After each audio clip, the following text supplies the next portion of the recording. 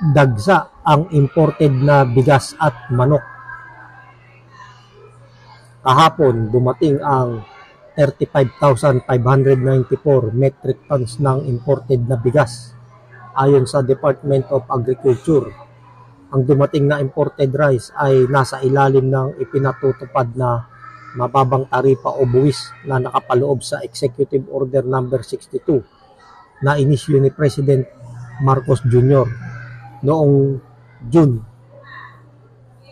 Sa pagdating ng imported rice, mababawasan daw ng 6 na piso hanggang 7 piso ang presyo ng lokal na bigas. Samantala, ang local commercial special rice ay nagkakahalaga naman ng 56 pesos at 65 pesos. Sa kabuuan, ang rice imports ng Pilipinas mula Enero hanggang Mayo ay umabot na sa 400,000 metriko tonelada. Ayon pa sa DA, may posibilidad na umangkat pa ng bigas ang bansa sa mga susunod na buwan. Ang Pilipinas ang number 1 importer ng bigas sa buong mundo. Ikalawa ang Indonesia, pangatlo ang China at pang-apat ang European Union. Umaangkat ang Pilipinas sa Vietnam, Thailand, Pakistan at India. Dati ang Pilipinas ay nag-export na ng bigas noong 1968 hanggang 1970 at naulit noong 1977 hanggang 1980. Hindi na ito na ipagpatuloy mula noon.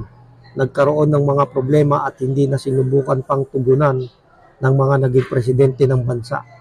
Hanggang sa umasa na lamang sa pag-import, tinalo ng Vietnam ang Pilipinas sa rice production sa kabila na dinurog ng digmaan ang nasabing bansa noong dekada 70. Ang Vietnam ang number 1 supplier ng bigas sa Pilipinas. Mas malaki ang lupang sakahan ng Pilipinas kaysa Vietnam.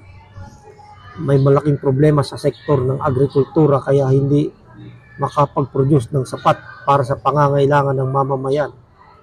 Hindi na nangarap maparami ang ani at nagdepende na sa imported na bigas. Sinabi minsan ni President Ferdinand Marcos Jr.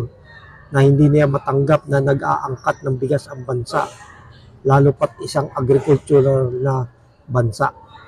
Sinabi niya ito noong 2022 ng maupong presidente at nanungkulan ding agriculture secretary.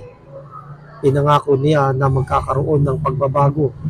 Napabayaan niya ang sektor ng agrikultura ng mga nakaraang pamunuan.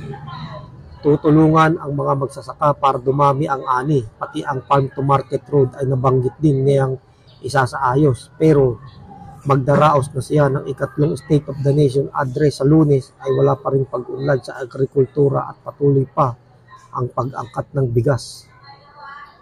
Hindi lamang bigas ang bumabaha sa bansa, kundi pati imported frozen chicken, manok. Nangangamba ang mga lokal na poultry raisers na maapektuhan ang kanilang kinikita dahil sa imported na manok. Mabanggit sana ito ni Marcos sa kanyang SONA para naman hindi aandap-andap ang kalooban ng mga magsasaka ng palay at magmamanok sa bansa.